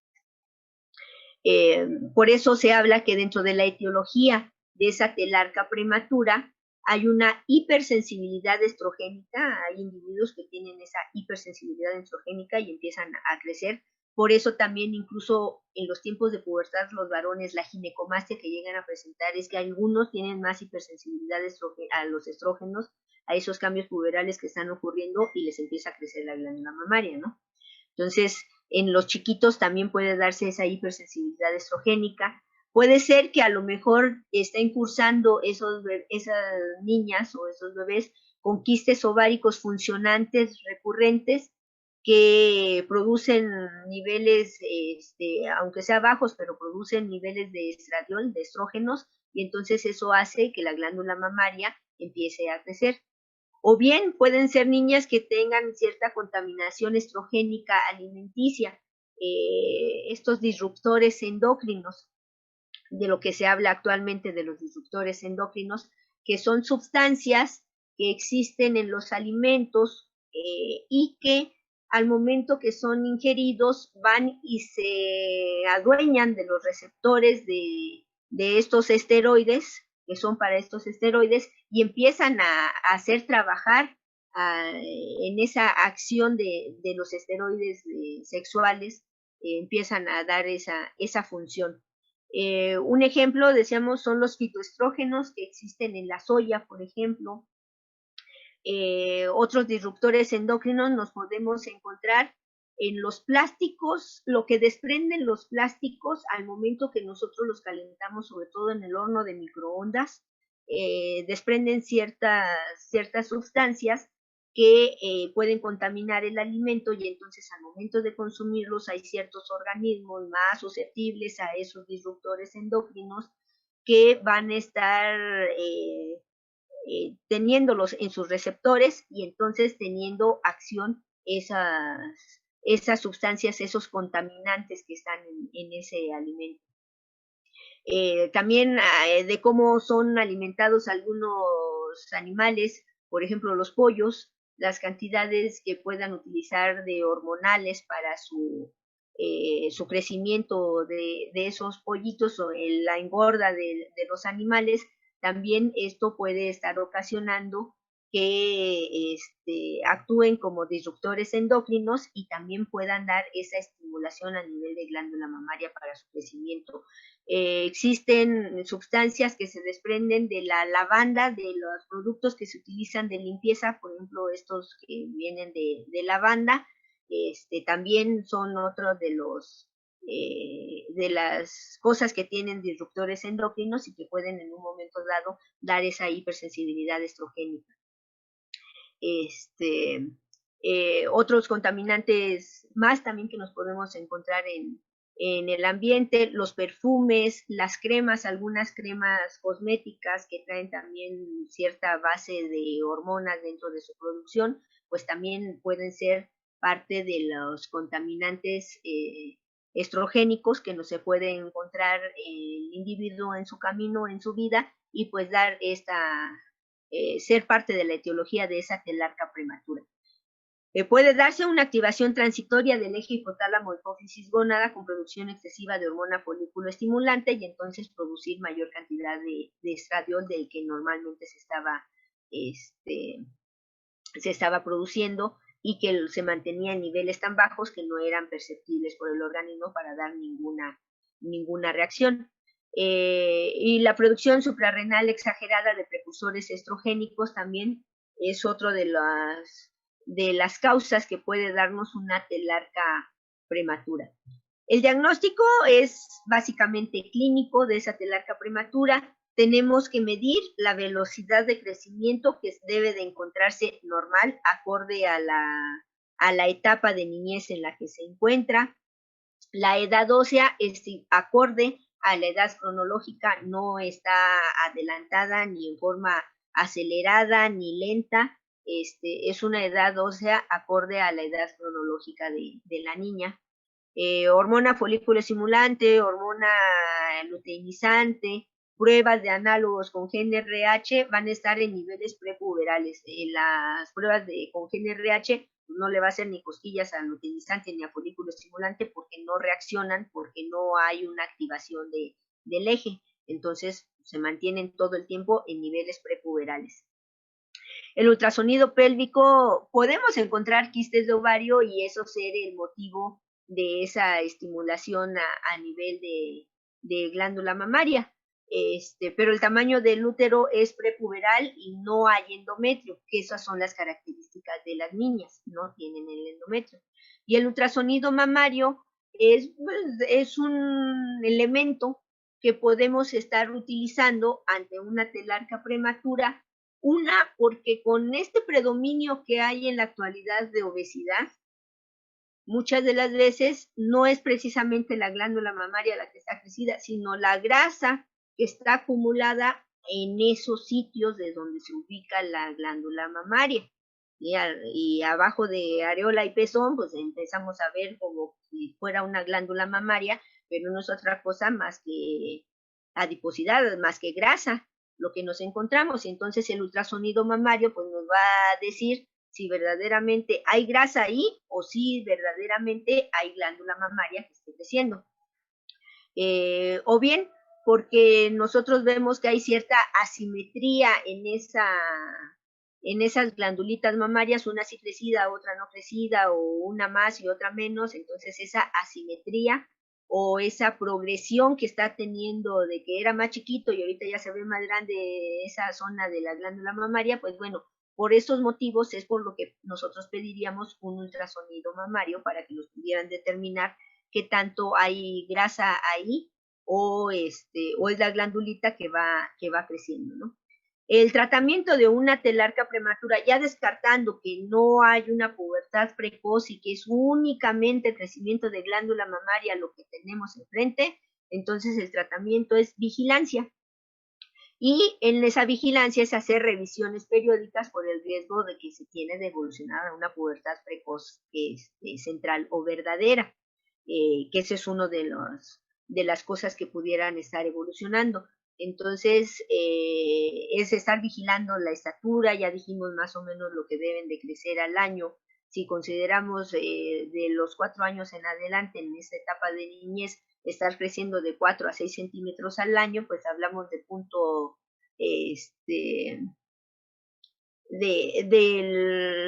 lo bajo, pues que van a estar creciendo finalmente por mes, de 0.5 por mes, lo que estarían creciendo. Entonces, en unos determinados 4 o 6 meses es estar vigilando cómo se da ese crecimiento, si todo va acorde, si no hay ningún otro dato de pubertad agregado, pues bueno, es poder seguir manteniendo en vigilancia a esa niña hasta que o a ese niño hasta que le llegue el momento normal de la pubertad, que ya sabemos, arriba de los 8 años en mujeres, arriba de los 9 años en varones.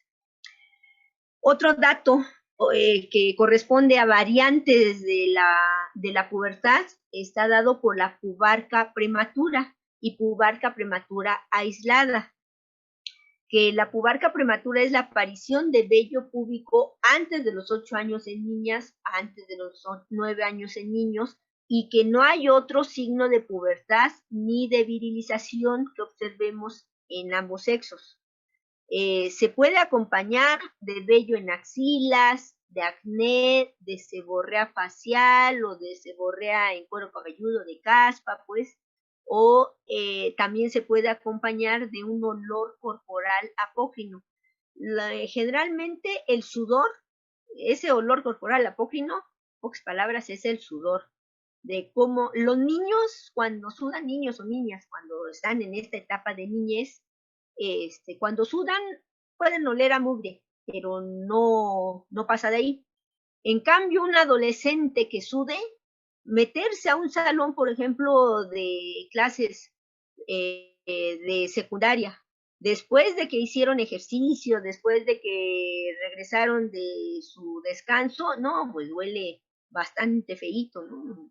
El sudor que están produciendo los adolescentes. Entonces, ese es el sudor que nosotros hablamos acá, o ese es el olor corporal apócrino que estamos refiriéndonos. Que puede acompañar a la pubarca prematura, pero ser nada más esa pubarca prematura, ¿no? Nada más sin tener datos de pubertad como tal. Entonces, dentro de la etiología de la pubarca precoz o de la pubarca prematura, hablamos que la mayoría de las veces es idiopática. No hay una causa específica que lo esté originando. Puede deberse en ocasiones a andrógenos exógenos, andrógenos que le llegan del exterior. Puede deberse a hiperplasia suprarrenal congénita de presentación tardía. Puede deberse a un tumor suprarrenal o a un tumor ovárico que sea virilizante, o puede deberse a una pubertad precoz. Entonces, de ahí la importancia de tener que estudiarlo y descartar que si en la pubertad no se esté presentando en forma precoz. Dentro de esa pubarca precoz idiopática tenemos lo que es el vello pubiano, sino otros signos de maduración sexual ni virilización. Generalmente está considerado como una condición benigna sin consecuencias en la vida adulta. O sea, puede tenerlo y no va a traerle consecuencias, no le va a originar ninguna otra patología más. y puede considerarse además de una maduración temprana de la zona reticular de la corteza adrenal, o sea, derivado de esto es por lo que aparece esa pubarca en forma precoz y es responsable de la esteroideogénesis androgénica. Y entonces eso es lo que provoca que clínicamente nosotros podamos ver ese vellito. Cuando está dado por andrógenos exógenos es porque se pueden administrar esteroides anabólicos derivados de la testosterona. Se utilizan como estimulantes a veces del apetito, del crecimiento, y entonces ellos pueden ser que activen esa zona de suprarrenales y entonces comenzar a producirse el vello, a aparecer el vello ahí en ese sitio. Algunos corticoides y anticonvulsivantes que también pueden provocar aumento del vello corporal, algunos medicamentos que se tienen que utilizar, por ejemplo, en hematología, algunos medicamentos que también pueden estar estimulando suprarrenales y entonces dar paso a lo que sería la pubarca, ¿no? Si se debe a la hiperplasia suprarrenal congénita, es la forma no clásica, la que se presenta de hiperplasia suprarrenal. Hay una deficiencia de la enzima 21 hidroxilasa, que es lo más frecuente que ocurra, y se puede manifestar en esta etapa prepuberal. O sea, esas son las características de esa hiperplasia suprarrenal congénita no clásica, forma no clásica. Puede deberse a tumores ováricos o suprarrenales virilizantes, y aquí vamos a la manifestación de esa virilización que se producen y que secretan grandes cantidades de andrógenos. Entonces, esos ovarios producen grandes cantidades de andrógenos y se manifiesta de esa manera. ¿Qué características clínicas nos vamos a encontrar en la pubarca precoz? Por un lado, por las diferentes causas, tanto la idiopática, la de andrógenos exógenos, la de hiperplasia suprarrenal no clásica, o por un tumor de ovario o tumor de suprarrenales. Bueno, en cuestión del crecimiento, la idiopática, el crecimiento va a estar normal o ligeramente acelerado, pero no es nada de llamar la atención, digamos. Lo mismo ocurre con los andrógenos exógenos.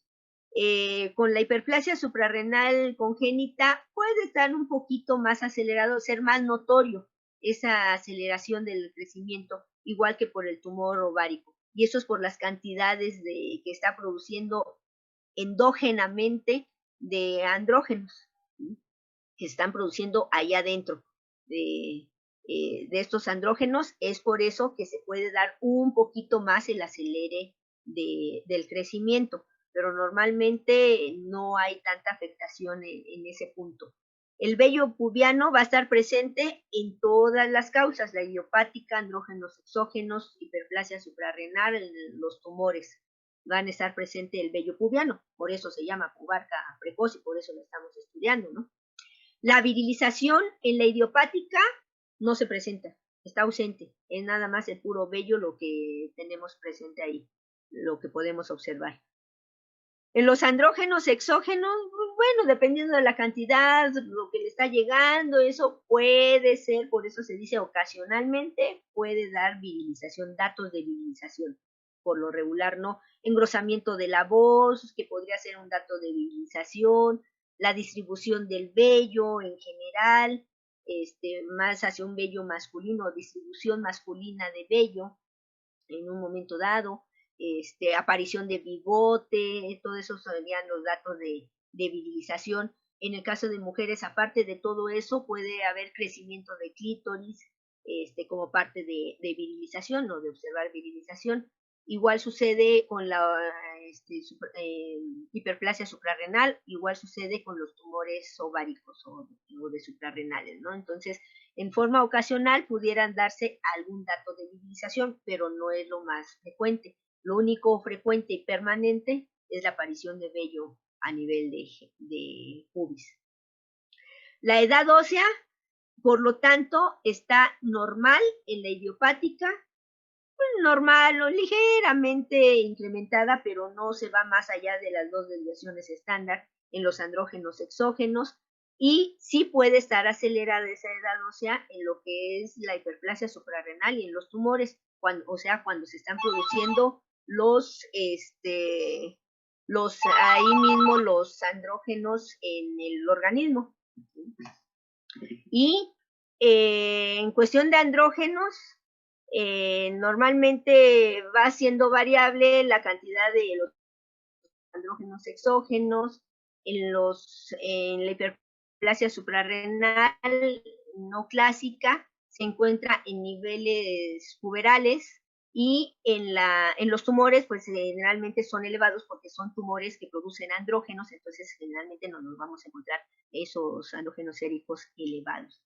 Y ante estimulaciones y eso en la idiopática, pues podemos encontrarlos en unos niveles puberales. La 17-hidroxiprogesterona nos la vamos a encontrar normal en la idiopática y en los andrógenos exógenos. Y pues elevado únicamente en lo que sería la hiperplasia suprarrenal no clásica, es en donde nos la vamos a encontrar elevada, porque está relacionada con ello la hiperplasia suprarrenal.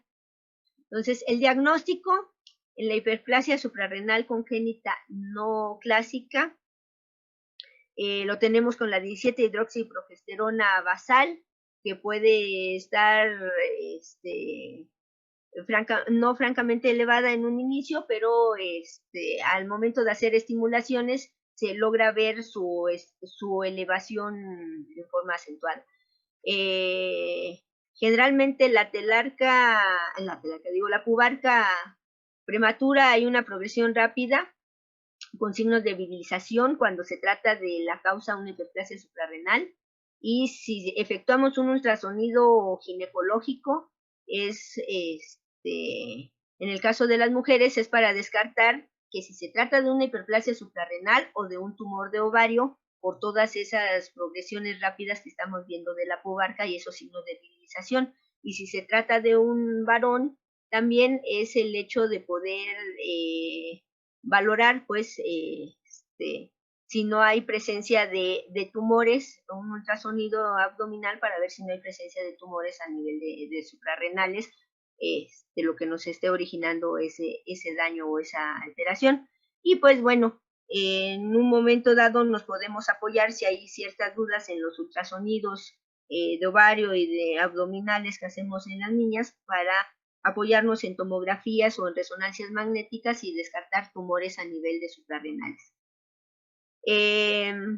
Y finalmente, pues el tratamiento de esa pubarca prematura aislada es el seguimiento que se tiene que dar nada más. La vigilancia, ya dijimos, no va a haber mayores repercusiones si se trata únicamente de pubarca. Si detectamos cuál es la causa, pues habrá que darle manejo a esa causa en un cierto equilibrio para mantener aplacada esa causa, o bien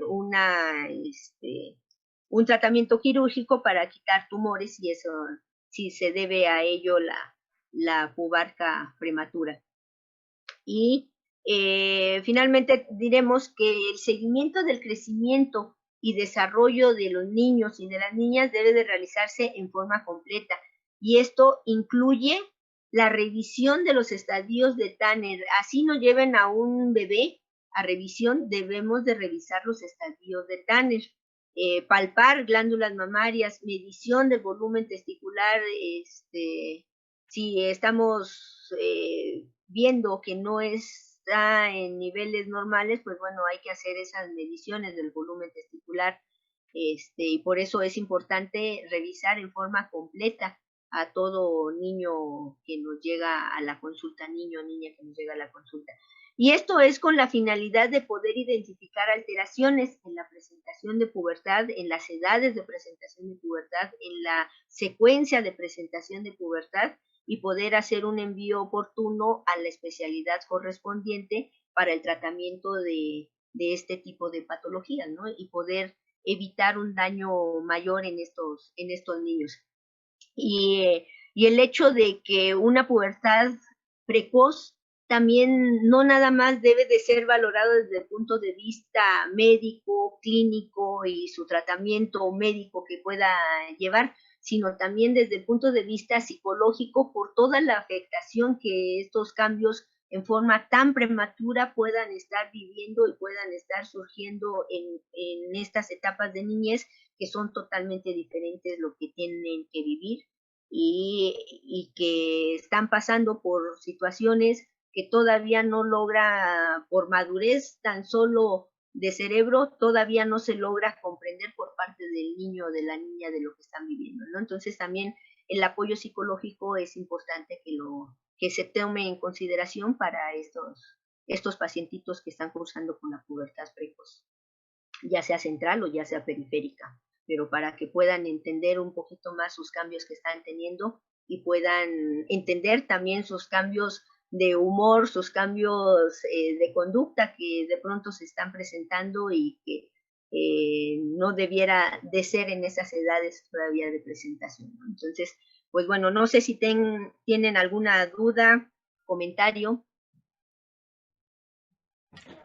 Muy bien, pues muchas gracias, doctora. Excelente charla. Creo que de verdad, pues es una información que requerimos siempre en el primer nivel de atención, porque como lo ha dicho usted, necesitamos hacer un diagnóstico con mucha atención y poder enviar a nuestros pacientes al especialista para darle seguimiento a este tipo de padecimientos. Entonces, yo creo que sí, invitamos a nuestros compañeros que están aquí con nosotros. Si quieren hacer alguna pregunta, por favor, levanten la manita, les abren el micrófono. Si quieren hacerlo a partir del chat, pues igual.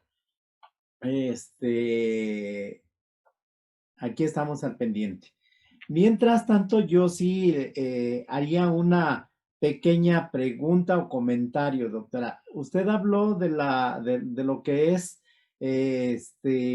la presentación de este problema y a nivel central y a nivel periférico.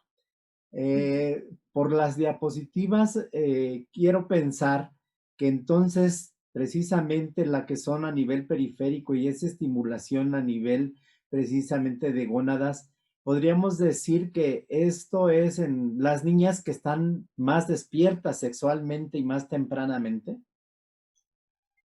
Más bien esa pubertad precoz las lleva a tener ese tipo, puede ser llevarlas a tener ese tipo de conducta. No tanto que, o sea, sí darnos cuenta de aquellas niñas, hay niñas que son coquetonas de por sí, ¿no? Ya lo traen desde chiquitas, que andan cargando su bolsita, apenas empiezan a caminar y siempre andan con su bolsita aquí colgando y les gusta porque ven a las mamás que se pintan los labios, entonces también ellas lo hacen, sus uñitas, y pues bueno, en algunas ocasiones ese uso, por ejemplo, de cosméticos y de perfumes para los niños o las niñas, o los niños que van y utilizan los perfumes del papá y se lo aplican, hay algunos organismos que son más susceptibles a las hormonas que vienen ahí o a disruptores endocrinos que vienen en esos productos y sí pueden llegar a originar ciertas características de pubertad, si no bien la pubertad periférica, digamos, sí, una telarca prematura o una pubarca prematura, ¿no? Sobre todo una telarca prematura puede llegar a presentarse. Esa telarca prematura se puede llegar a presentar en niñas o en niños incluso. Nos ha tocado, por ejemplo, niños, así varoncitos, de 5 o 6 años y que tienen mucho consumo, por ejemplo, de pollo, soya, niños por sus alergias que han consumido soya por mucho tiempo o por cuestiones económicas, consumen soya, consumen pollo, están mucho en contacto con lavandas, con los perfumes o esto, y pueden llegar a crecerle glándula mamaria como una ginecomastia, digamos, en ellos, en esas etapas chiquitas, y entonces se tienen que estudiar y descartar que no haya ningún dato de pubertad por ahí adelantándose y que sea una manifestación, ¿no?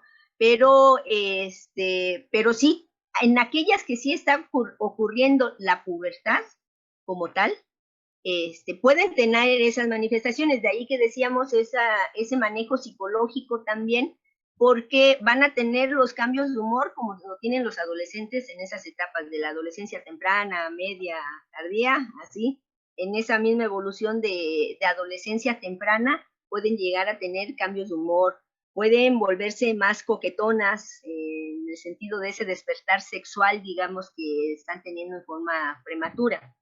¿Sí?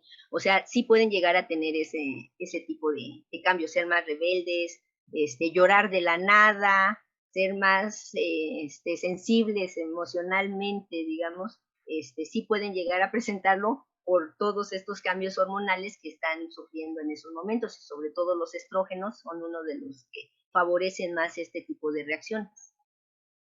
Muy bien. Dice aquí una pregunta, dice, hay madres que al amamantar le pasan hormonas a los bebés, incluso llegan a segregar leche, aunque sean niños. ¿Podría esto afectar en algo en el crecimiento de estos niños y provocar pubertad precoz? Pueden evolucionar a pubertad precoz un estímulo constante.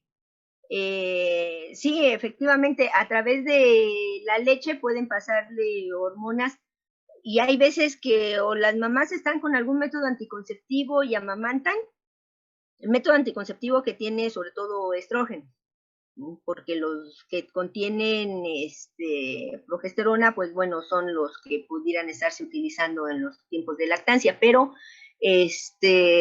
sí puede pasarse a través de la leche, y sí puede salir lechita, crecer la glándula mamaria en el varoncito, en el niño, y salir lechita, que se le llama leche de brujas, así le han llamado, la leche de brujas.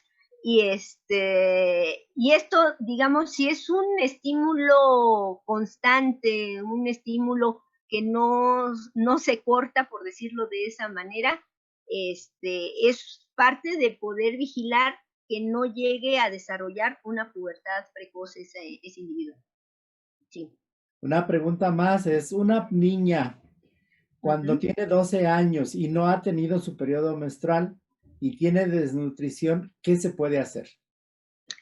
Bueno, si tiene 12 años, no ha tenido periodo menstrual, si bien el promedio de presentación de la menarca para México y para los países latinos en general, pero sobre todo en México, todavía está considerado entre los 12.5, 12.6 años de edad la presentación de menarca. Habrá que ver la evolución primero de la pubertad. Ya dijimos que el primer dato de pubertad es la telarca en forma normal, una pubertad de presentación en tiempo normal. Es la telarca, y más o menos año y medio a 2 años después de la telarca viene la primera menstruación.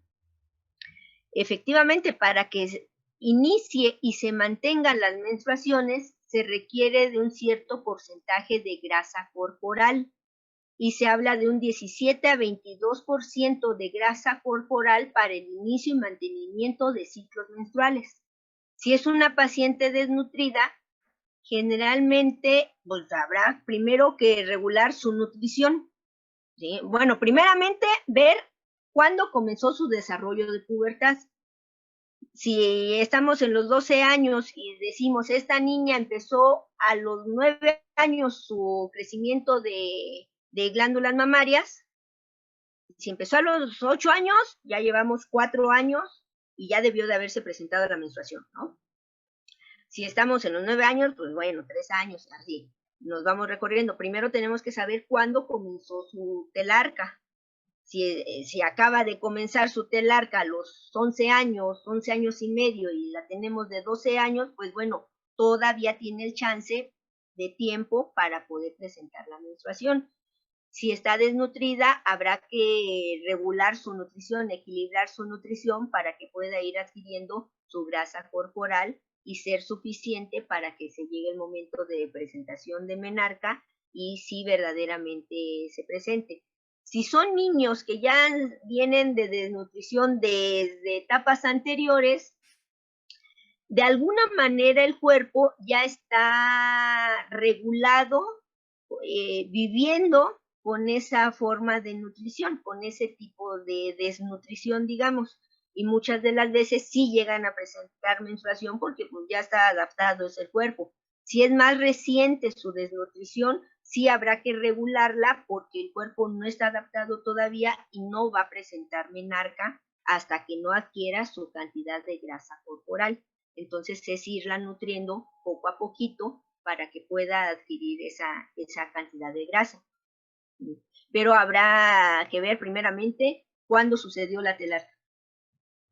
Muy bien, como nos dijo anteriormente, habrá que hacer un buen estudio de cada pacientito individual. Sí, Una sí. una pregunta más, doctora. Dice, ¿cuáles son los efectos secundarios del uso de análogos de GNRH? Como tal, efectos secundarios de los análogos, si es una paciente que lo va a requerir, no tendrían tanto efecto secundario como tal, como si su efecto benéfico, ¿no? Pero tan específico, no, algunas veces sí no llegan a tolerar bien las dosis y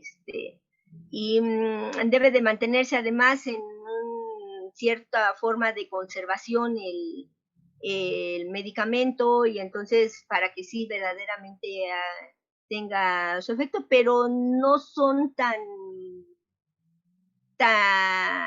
importantes, digamos, o tan evidentes, finalmente, esos efectos secundarios de los análogos, de la Ok, una uroide y pregunta más, valdeadetas. doctora, que dicen, si una niña de 9 años tiene su periodo, sí, en caso de que una niña de 9 años tenga su periodo, ¿qué consecuencias puede tener, sí, en el aspecto hormonal?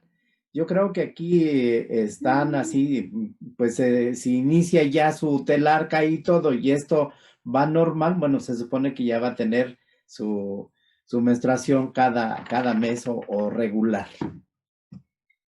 El hecho de que si a los 9 años, más o, en primera, se empezó temprano, ¿no? Una menstruación en forma temprana. Nos habla que alrededor de los 7 años y cachito, cercano a los 8 años, a lo mejor 7 años y medio, por ahí así, o cercano a los 8 años, empezó la telarca, para que ahorita ya a los 9 ya esté presentando menstruación. Y el empezar alrededor de los 8 años, 7 años y cachito y eso, está considerado todavía como una pubertad temprana. Más que una pubertad precoz, sería una pubertad temprana, que le va a traer consigo, pues también en una forma temprana, esa presentación de menstruación. Hay pubertades que tienen una forma progresiva muy rápida y que a lo mejor empezó a los 8 y ahorita a los 9 años ya está menstruando. Son las menos, pero también puede llegar a suceder de esa manera. ¿Sí? Son las menos de las niñas. ¿Qué consecuencias le va a traer? Por un lado, habrá que ver la talla que tiene la niña ahorita a los 9 años, porque hay niñas que han venido, bueno, además de la condición genética, que si son de familias altas, hay niñotas que tienen 9 años y que ya están bien desarrolladas y que nadie le cree que tiene 9 años, ¿no? Dicen ya tiene 12, 13 años, 14 años esta niña y apenas tiene 9 años. Entonces, habrá que ver qué talla tiene, porque esa va a ser una de las situaciones, digamos, a futuro, porque ya empiezan a tener mayores cantidades de estrógeno circulando y por lo tanto ya se fusionan lo que son los huesitos y más o menos hacia los 11 años se acabaría su crecimiento, su estirón puberal. Pero hay niñas que a lo mejor a los 9 años ya miden unos 55 o unos 60, unos 58, entonces, pues, bueno, ya son niñotas y vino la menstruación y a lo mejor terminan con unos 60 y tantos de estatura, ¿no?